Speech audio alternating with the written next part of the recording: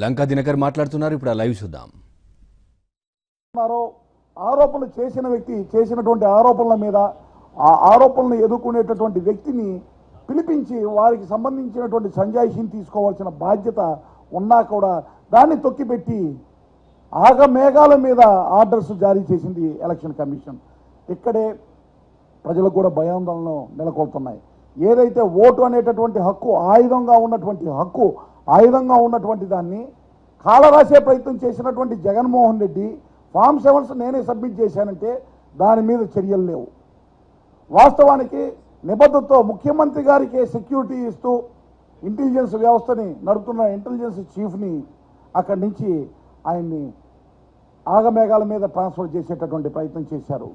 అదేవిధంగా మీరు గమనించినట్లయితే కడపలో వివేకానంద రెడ్డి గారికి సంబంధించినటువంటి హత్య జరిగింది, అత్యంత పాశవికంగా జరిగింది. సిట్ దర్యాప్తు చేస్తూ ఇప్పటికే వాస్తవాల్ని బహిర్గతపరిచేటటువంటి ప్రయత్నంలో వాళ్ళ కార్యాచరణతో ముందుకు వెళ్ళి 2-3 రోజుల్లో ఎవరైతే దోషులు ఉన్నారో వారిని బహిర్గతపరిచేటటువంటి సమయం ఆసన్నమైనటువంటి పరిస్థితుల్లో దాన్ని తొక్కిపెట్టేటటువంటి విధంగా ఆగమేఘాల మీద ఆ ఫ్యాక్ట్స్ బయటికి రాకుండా సహకరించినట్టు స్పష్టంగా కనబడుతుంది. అక్కడ ఉండేటటువంటి ఎస్పీని ట్రాన్స్ఫర్ చేయటం. అదేవిధంగా శ్రీకాకుళం ఎస్పీకి చాలా దయనీయమైనటువంటి పరిస్థితి, అసలు నో రీజన్ ఆయన్ని ట్రాన్స్ఫర్ చేశారు. ఇప్పుడు ఆ అధికారులు కూడా న్యాయబద్ధంగా అడుగుతున్నారు, ఎంత వేగంగా మమ్మల్ని బదిలీ చేశారో, మమ్మల్ని సర్వీస్ నుంచి పక్కన పెట్టే ప్రయత్నం చేశారో, మా ఆత్మాభిమానాన్ని దెబ్బతీశారో, మీరే అంతే వేగంగా వాస్తవాల్ని బహిర్గతపరచాలి అని స్పష్టంగా డిమాండ్ చేయటం జరిగింది. వారికి ఏ సమాధానం చెప్తుంది వాళ్ళ ఎలక్షన్ కమిషన్ అనేటటువంటి ప్రశ్న కూడా ఉత్పన్నమవుతుంది. మీకు 2016లో జరిగినటువంటి ఒక సంఘటనని తెలియజేయాలి. జార్ఖండ్ రాష్ట్రంలో బీజేపీ ప్రభుత్వం ఉంది. జార్ఖండ్ రాష్ట్రంలో బీజేపీ ప్రభుత్వం 2016లో రెడ్ హ్యాండెడ్గా అక్కడ డీజీపీ ఏడీజీ ఇంటెలిజెన్స్ బీజేపీకి అనుకూలంగా ఓటు వేపిస్తున్నటువంటి ఎమ్మెల్యేని రాజ్యసభ ఎన్నికల్లో రెడ్ హ్యాండెడ్గా దొరికితే ఆయన్ని సర్వీస్ నుంచి రిమూవ్ చేయాలని ఎన్నికల కమిషన్ 2017లో ప్రకటించింది. ఈరోజు కూడా ఆ ఏడీజీ ఎవరైతే ఇంటెలిజెన్స్ ఉన్నారో జార్ఖండ్లో ఆయన పదవిలో అలాగే కొనసాగుతున్నారు. మరి ఎలక్షన్ కమిషన్ ఇచ్చినటువంటి ఆదేశాలని అక్కడ ప్రభుత్వం అమలుపరచకుండా మిన్నకున్నారంటే కేంద్ర ప్రభుత్వంలో ఉన్నటువంటి ప్రధానమంత్రి ఒత్తిడా, లేకపోతే ఇక్కడ ఉన్నటువంటి ఎలక్షన్ కమిషన్ ఏమన్నా వారు ప్రలోభాలకి లోనయ్యి పైన ఉన్నటువంటి వారి ఆనంద డోలికల్లో నింపాలనే ఉద్దేశంతో ఈ విధంగా వ్యవహరిస్తున్నారా అనేటటువంటి సమస్య కూడా ఉత్పన్నమవుతుంది. వాస్తవాల్ని తీసుకొని ఏ విధంగా కూడా చట్టబద్ధంగా కార్యాచరణ తీసుకొని ఎలక్షన్ కమిషన్ ముందుకు వెళ్తే ఎవరు కూడా అభ్యంతరం పెట్టేటటువంటి వారు ఇక్కడ లేరు. కానీ ఇక్కడ జరుగుతున్నటువంటి కార్యక్రమం మొత్తం కూడా కుట్ర కుతంత్రాల్లో భాగస్వామ్యమైందా ఎలక్షన్ కమిషన్ అనేటువంటి అపోహలు ఇవ్వాల్సినటువంటి అవసరము లేదు. అది ప్రజాస్వామ్యానికి కూడా మనుగడకి చాలా ప్రమాదకరంగా ఉంటుంది. తెలంగాణలో స్వయంగా ఎన్నికల కమిషనర్ బయటకు వచ్చి 20 లక్షలకు పైగా అర్హులైనటువంటి ఓటర్లకి ఓటు లేకుండా పోయినందుకు నేను చింతిస్తున్నాను, నన్ను క్షమించండి అన్నారు. ఏమండి, 20 లక్షల మంది గొంతు నులిమారండి మీరు ఓటు హక్కుని వినియోగించుకోకుండా. ఆ ఎలక్షన్ కమిషన్లో ఆ వ్యక్తి అర్హుడేనండి, అతన్ని ఎలా కొనసాగిస్తున్నారండి?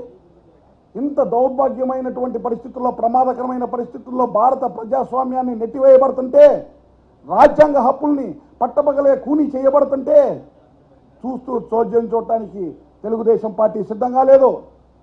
న్యాయబద్ధంగా ఎదుర్కోవడానికే ముందుకు వెళ్తాం. మరొకసారి చెప్తున్నాం, ఎన్నికల కమిషన్ స్వతంత్రంగా ఉన్నట్టు కనబడటమే కాదు, స్వతంత్రంగా వ్యవహరించి తీరాలి. ఏదైతే ఇక్కడ ఒక స్పష్టమైనటువంటి వైఖరితోటి మేము చెప్తా ఉన్నాం, రాష్ట్రానికి ఒక రూలు దేశంలో ఈ రాజ్యాంగం ఎక్కడా కలిగించలేదు. చట్టం అన్ని రాష్ట్రాల్లో సమానమే, అన్ని రాష్ట్రాలకి సమానమే. మరి అటువంటి పరిస్థితుల్లో తెలంగాణలో అక్కడ ఉన్నటువంటి ప్రతిపక్షాలు అనేక రకమైనటువంటి ఫిర్యాదులు ఎన్నికల కమిషన్ దృష్టికి తీసుకొస్తే ఆ రోజు అక్కడ ఉన్నటువంటి ఇంటెలిజెన్స్ చీఫ్ గురించి, ఇంటెలిజెన్స్ చీఫ్ అనేటటువంటిది అతను ఎన్నికల ప్రక్రియలో భాగం కాదు అనే మాట మీరు మాట్లాడతారు. ఇక్కడికి వచ్చేటప్పటికి ఏ విధంగా ఎన్నికల్లో ప్రక్రియలో భాగమని మీరు చెప్తారు. ఇక్కడ ద్వంద్వ వైఖరి ఎందుకుంది? చట్టం అనేది దేశంలో ఉన్న అన్ని రాష్ట్రాలకి సమానము, చట్టాన్ని అమలు అందరికీ సమానంగా చేయాల్సినటువంటి బాధ్యత నుంచి విస్మరించినప్పుడు ఎంతో కొంత హోప్ ఎలక్షన్ కమిషన్ మీద ఉండేది. అది కూడా పక్కకి వెళ్తే ప్రజాస్వామ్యానికి పెను ప్రమాదం వాటిల్లేటటువంటి అవకాశం ఉంది. కాబట్టి ఇప్పటికైనా కూడా దీన్ని హానెస్ట్గా ఒక ట్రస్ట్ వర్తి క్యారెక్టర్గా ఎలక్షన్ కమిషన్ నడపాల్సిన బాధ్యత ఎలక్షన్ కమిషన్ మీద ఉందని వాళ్ళ బాధ్యతని గుర్తు చేస్తూ ఏ విధమైన ఒత్తిడికి మీరు లోను కావాల్సిన అవసరం లేదు. మోడీకి ఒత్తిడికి మీరు లోను కావాల్సిన అవసరం లేదు. కేసీఆర్ చెప్పినటువంటి విధంగా మాట్లాడిన విధంగా మీరు కనపడాల్సిన అవసరం లేదు. జగన్ కిట్ ప్రోక్యో క్రోనీ క్యాపిటల్ కేసులు ఎదుర్కొన్నటువంటి జగన్మోహన్ రెడ్డి గురించి అసలు ఆలోచించాల్సిన అవసరమే లేదు. కానీ ప్రజల గురించి ఆలోచించండి. ప్రజల వాయిస్ ఓటు దాన్ని నిలిపే ప్రయత్నం మీరు చేయొద్దని మేము తెలియజేస్తూ మరొకసారి గుర్తు చేస్తున్నాం. జార్ఖండ్ ఇన్సిడెంట్లో ఇప్పటి వరకు అక్కడ ఉన్నటువంటి బీజేపీ ప్రభుత్వం స్వయంగా రెడ్ హ్యాండెడ్గా దొరికిన మీరు ఏ చర్యలు తీసుకొని మీరు ఈరోజు ఆంధ్రప్రదేశ్ మీద కక్షపూరితంగా వ్యవహరిస్తే 5 కోట్ల ఆంధ్రప్రదేశ్ ప్రజలే సమాధానం చెబుతారు. నమస్కారం.